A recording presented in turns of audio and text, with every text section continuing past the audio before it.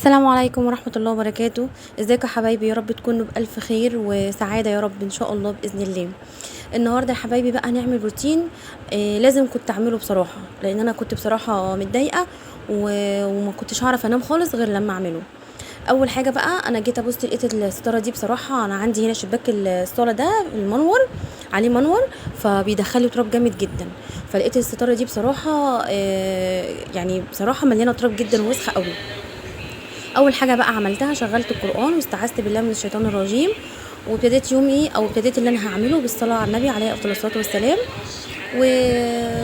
واستغفرت الله. وابتديت بقى اشوف انا هعمل ايه.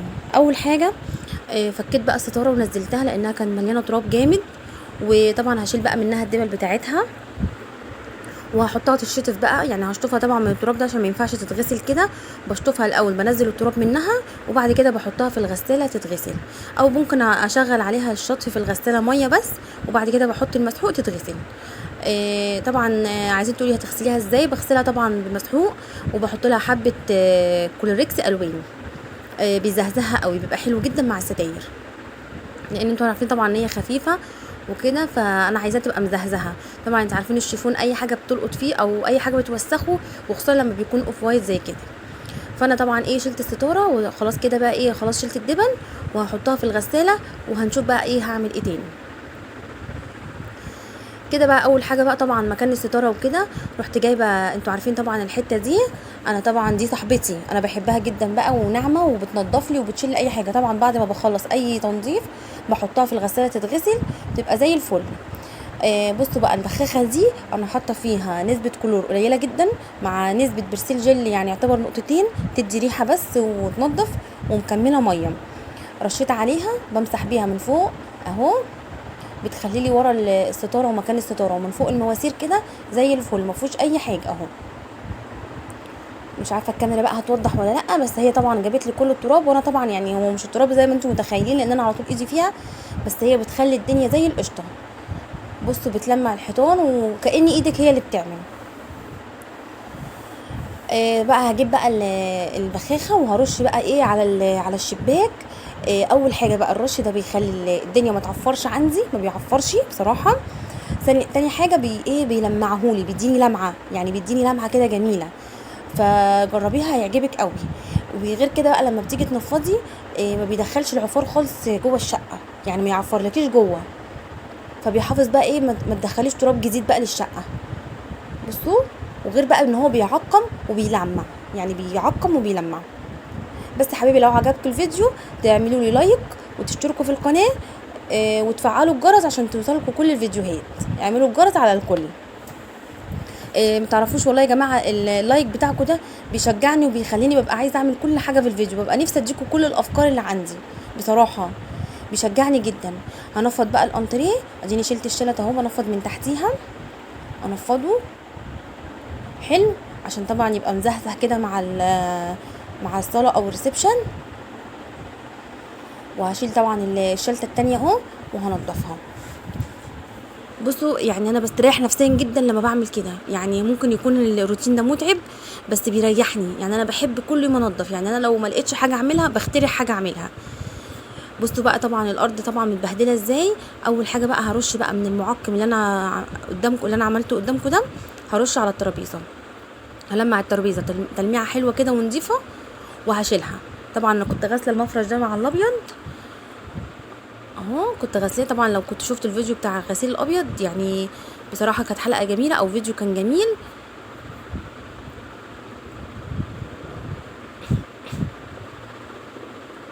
هفرش بقى المفرش وهشيل الترابيزه، يبقى انا كده خلصت من الحيطان اللي عند الستاره والكراسي وخلصت من الترابيزه.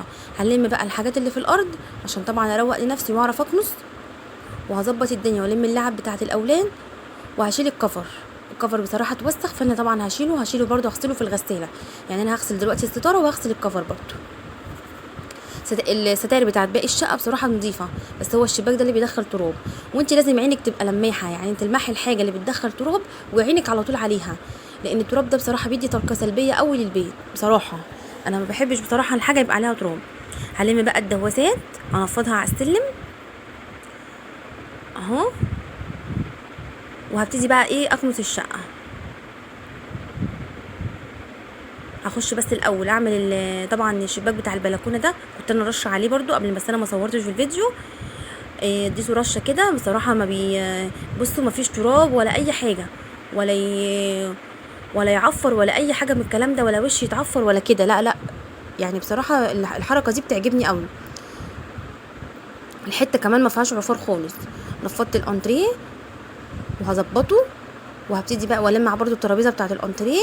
طبعا زي ما انا قلت لكم التلميع بتاع الخشب ده او بتاع الحاجات الصغيره ده بيفرق قوي، يعني بيدي لمعه، بيدي بريق كده للشقه، فيعني تهتموا بالموضوع ده. انا بقى رحت اجيب ايه المعقم اللي انا بعقم بيه اهو، هرش على الترابيزه برضو. ده غير ان هو بيلمع لي بيعقم لي، طبعا انتوا عارفين ان احنا في ايام ما يعلم بيها غير ربنا وكورونا وكده، فطبعا لازم نعقم اي حاجه، يعني نحاول نعقم اي حاجه تيجي، يعني ايه، بنحط ايديها عليها، وخصوصا في البيت. انا برش منه برضو كده في الارض، لانه برضو بيديني ريحه وبيديني تعقيمه، لان طبعا في نسبه كلور. هفرش بقى المفرش وهظبط بقى الورد اهو، وهشيل بقى الترابيزه عشان اعرف اكنس. هخش بقى، طبعا انتوا شايفين بقى النيش كده في الوش، هجيب بقى الملمع بتاع الخشب. جبت حته تانية بتاعه الخشب اهي برضو. بصوا بقى انا برش عليها، ما برش عليها بتديني نتيجه احسن، غير لما برش على الخشب بيلمع الحته اللي فيه بس، دي بقى بتلمع لي كله. ده اي ملمع خشب عندك، ده مورال بصراحه بيديني ريحه حلوه قوي. وبعد ما بخلص بقفل الشقه، بحس كده ان الشقه متعطره، بيعطر الخشب بصراحه يعني بطريقه حلوه قوي، هيعجبك قوي. انت خلي بس ايدك كده في الشقه، وتابعيني على طول في الفيديوهات، وهيعجبك ان شاء الله باذن الله الفيديوهات دي، وهتقومي تتنشطي وتخلصي شقتك على طول. هو روتين تشجيعي، وفي نفس الوقت يعني ايه بيخلينا على طول ايدينا في الشقه. بس يا حبايبي ايه، ما تنسونيش بقى في اللايك والاشتراك في القناه لو اول مره تشوفي القناه، وتفعلي الجرس. بصوا بقى لما تلمع، بصوا بيبرق ازاي، يعني جميل جميل جميل. طبعا بقى ايه، هتقولي لي انت بتحطي بقى، عايزه اقول لكم بقى دي برضو سر. بصوا لما بلمع بيه الاسطح بقى زي التلفزيون، سطح التلفزيون والكلام ده، والله العظيم بيدي لمعه ملهاش حل، جميله جدا، يعني بتعجبني جدا.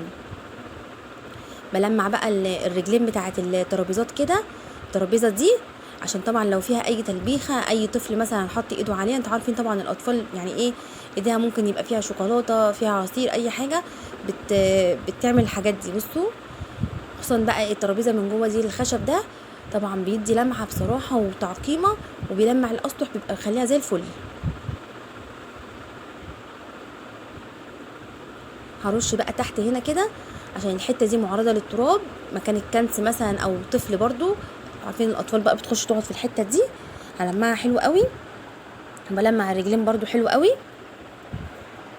وخلاص على كده، عايزه بقى اوريكم بالكاميرا. بصوا الاسطح زي الفل بتلمع، بصوا من تحت، بصوا بقى سطح التلفزيون، بصوا بيبرق يعني زي الفل. وبرده باب الشقه من جوه برده هديله ايه، تلميعه كده. بصوا هو مطفي اهو، انا هديله بقى تلميعه بالحته كده. بصوا اول ما عملته، انا رشه على الحته او على القماشه اللي معايا.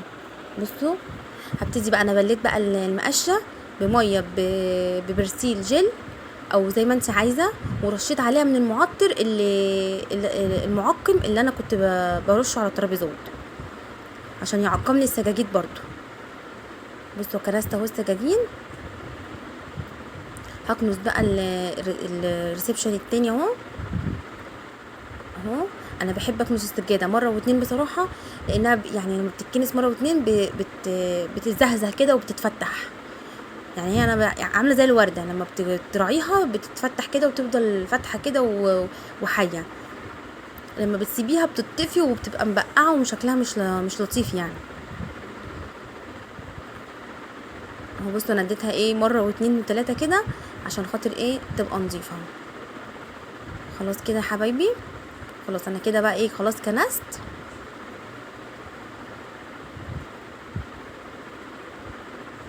بصي بقى بعد ما بتخلصي بقى بتحسي براحه نفسيه حلوه قوي. تشجعوا بس وقوموا كده وظبطوا شقتكم، والله بتفرق قوي في النفسيه.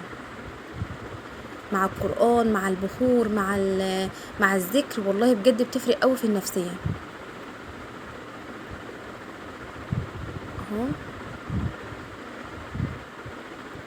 انا بحب اتني بقى السجاجيد كده وامسح من تحتيها لو فيها اي تراب اي حاجة، بتبقى زي الفل.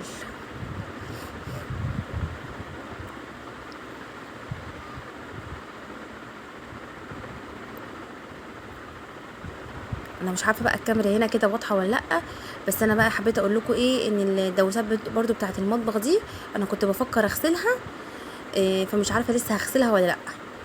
فانا نفضتها كده ومش عارفه لسه هغسلها ولا لا. جبت بقى الشرشوبه بالمعقم بقى طبعا، وبلمع بيها كده. بصوا مخليه الدنيا زي القشطه ازاي، فله. وطبعا كنت ملمعه برضو الريسبشن من جوه، بس انا مكنتش لسه صورته. بصوا، وهخش طبعا كنت كانسه بقى المطبخ، وطبعا ايه مظبطاه فيدوبك على الايه ان انا هعمله بالشرشوبه. معلش بس انا ماسكه التليفون بالايد، وكنت ايه عايزه اظبط الكاميرا. خلصت بقى وعملت المطبخ وعملت الريسبشن وكده.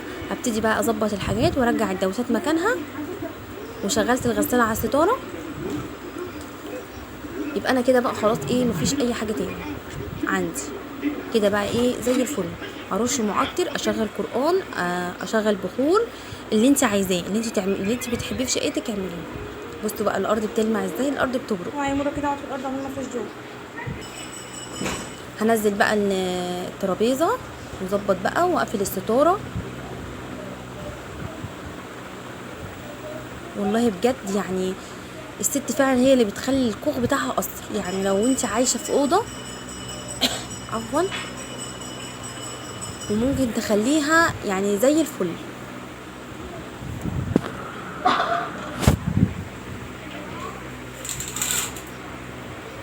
وفي ناس عايشه في فيلل وممكن ما تكونش نظيفه، وفيها الراحه النفسيه اللي في البيت الصغير البسيط اللي كل حاجات يعني بسيطه خالص. صدقيني والله مش كلام.